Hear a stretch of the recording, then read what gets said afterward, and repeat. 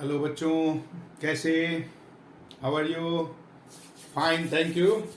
आपके तरफ से ये फाइन और थैंक यू था, क्योंकि आप तो कमेंट बॉक्स में भी लिखोगे fine thank you, otherwise direct कैसे बताओगे। चलो ऐसा करते हैं कि हम लोग इस एपिसोड के बारे में बात करते हैं। उस वीडियो में तो आपने पढ़ा atom, composition, law of combination.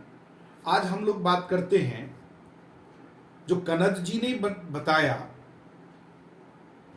कि जितने भी सब्सटेंस हैं वो एक छोटे छोटे पार्टिकल से बना है, छोटे छोटे कणों से बना है, और उस कण का नाम उन्होंने परमाणु दिया था।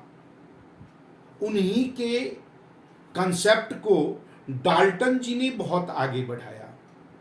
डाल्टन जी ने अपना एक थियोरी डेवलप किया जिसको हम लोग डाल्टन्स एटॉमिक थियोरी के रूप में जानते हैं, जिसमें उन्होंने आपके 6 पोस्टुलेट दिया, मतलब रूल कुछ बताया।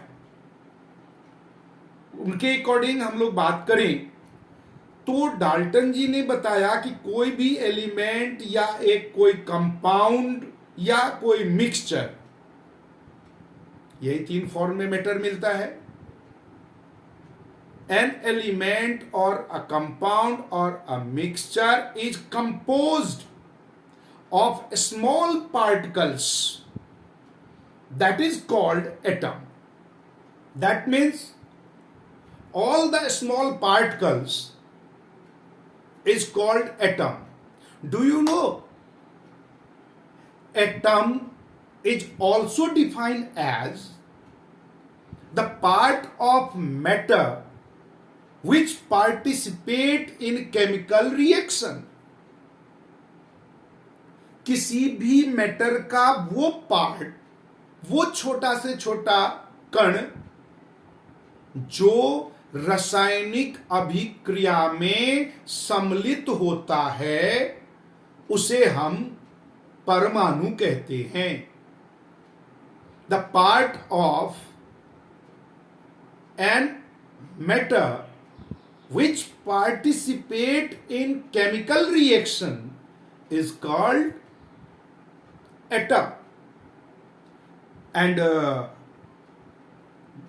according to Dalton's, he composed their theory by postulate. The first postulate: all matter is made up of teeny particle called atom. All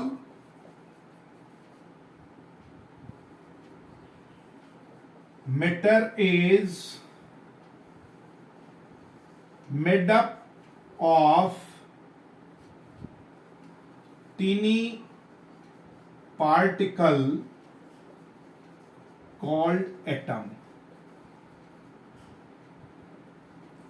हर एक मैटर छोटे छोटे कणों से बना है, जिसको हम लोग एटम या परमाणु कहते हैं।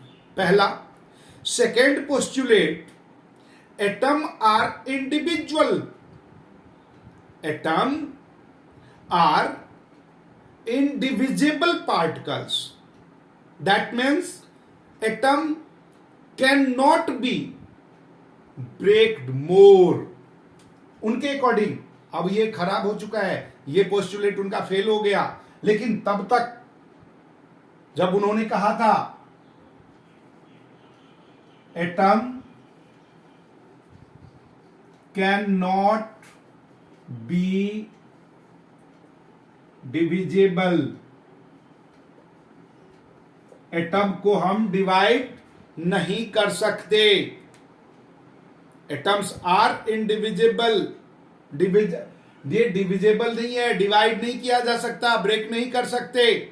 आज के समय तक डाल्टन का ये पोस्टुलेट फेल हो चुका है, क्योंकि हम लोग एटम को डिवाइड कर देते हैं। पढ़ेंगे आगे सब एटॉमिक पार्टिकल में, that is known as electron, proton and neutron.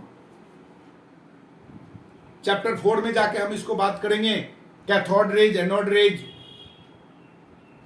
तो सेकेंड पोस्टुलेट दिया। थर्ड उन्होंने दिया कि atom of given elements are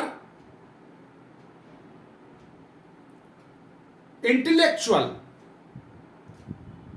are intellectual identical, आप बोलिए identical according their mass and properties. Atom of given element, atom of given element are individual. Atoms of given elements are individual. Individual का मतलब क्या हुआ? Individual मतलब अपने आप में पूरा है, अकेला है, सबके साथ कॉमन नहीं है। या उसको इंडिविजुअल बोलिए या आइडेंटिकल बोलिए, अपना अपना रूप। तो एलिमेंट क्या है? आइडेंटिकल। आइडेंटिकल किस चीज में identical?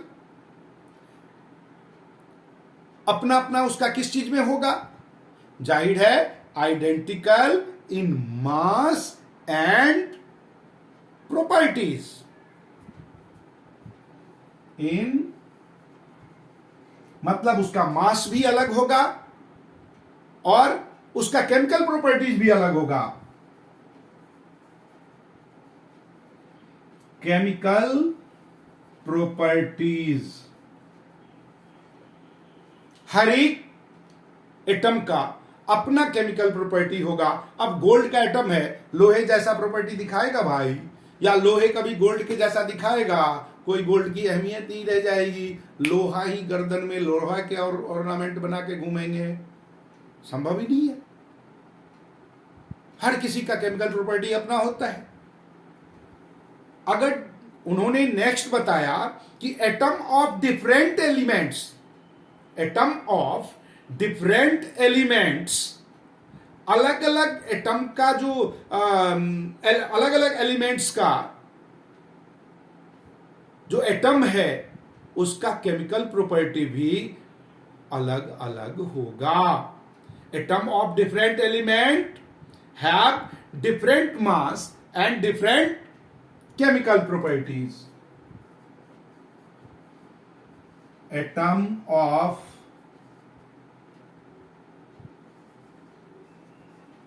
different elements are different in masses and chemical properties. Chemical properties और मास में डिफरेंट एलिमेंट डिफरेंट होगा, अलग अलग एलिमेंट अलग अलग होगा। अब उन्होंने फिफ्थ बताया जो कि हमारे लॉ ऑफ कांस्टेंट कंपोजिशन जो है ना उसके बिहाफ पे, कि atom combine in the fix of whole number from composition. Atom combine in fixed ratio.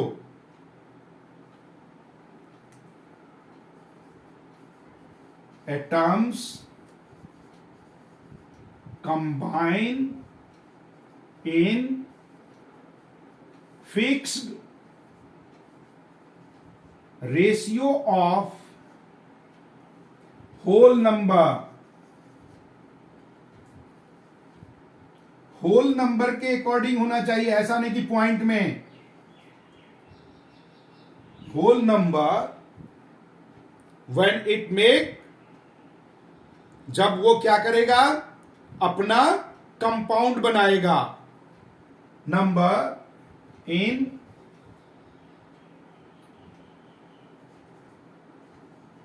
Compound form. जब वो अपना कंपाउंड फॉर्म बनाएगा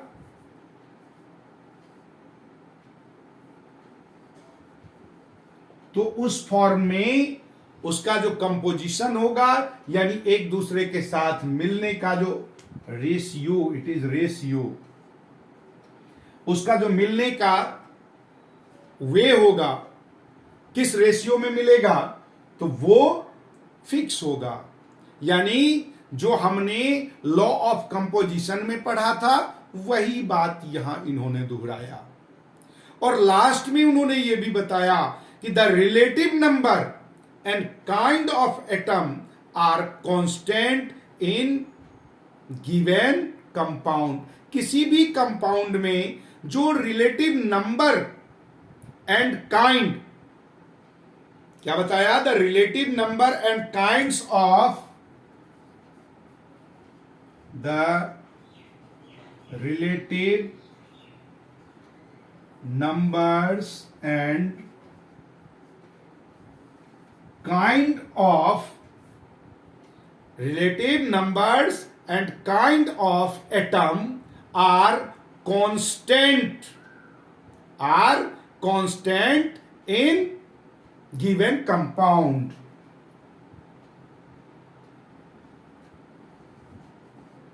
Atoms are constant in a given compound। यानी अपने गिवन जो भी कंपाउंड के बारे में हम लोग सोचें उसमें जो नंबर ऑफ और उसके काइंड, टाइप, किस टाइप से जुड़ा, कितने नंबर से जुड़ा, वो हमारा सदा क्या रहेगा, कांस्टेंट ही रहेगा, वो चेंज नहीं हो सकता, ऑलवेज कांस्टेंट।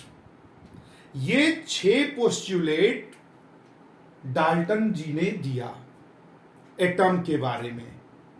अब इसी के बिहाफ पे हम लोग आगे बढ़ेंगे कि एटम आखिर इतना बड़ा क्यों है। आप सब जानते हो सबसे खतरनाक बम कौन सा बम है भाई साहब, एटम बम। हर कोई अपने आप को सोच रहा है ना, देखो यूक्रेन और रूस आपस में लड़ रहा है दे दनादन, लेकिन पूरे विश्व यूक्रेन के सिंपैथी तो दिखा रहे, खुल के नहीं सामने आ रहे। वजह, रसिया के पास ढेर सारा एटम बम है, आंख दिखाया फोड़ देंगे तुम्हारे सिर पे, फिर तेरा भी हाल हिरोशिमा नागासाकी के तरह। तो वो एटम इतना ताकत क्यों है। देखो हमारे अध्यात्म में भगवान ने कह दिया था कि एक एक कण में मैं विराजमान हूं। भगवान यानी सर्वशक्तिमान।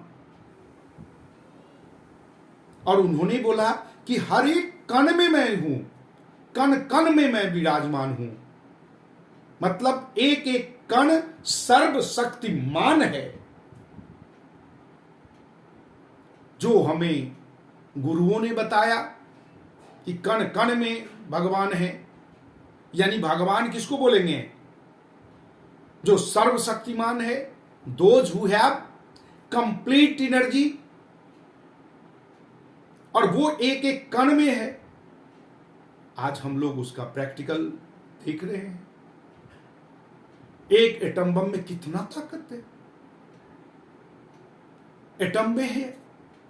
तो बेटा अगले वीडियो में एटम की बात करेंगे, एटम कितना बड़ा भी है वो भी देखेंगे, वो भी पता करेंगे कितना लार्ज है। और जब एटम आपस में कंबाइन हो तो क्या होगा। आखिर अलग अलग एलिमेंट का एटम, जब सब एलिमेंट में एटम से ही बना है तो सारे एलिमेंट एक समान क्यों नहीं है।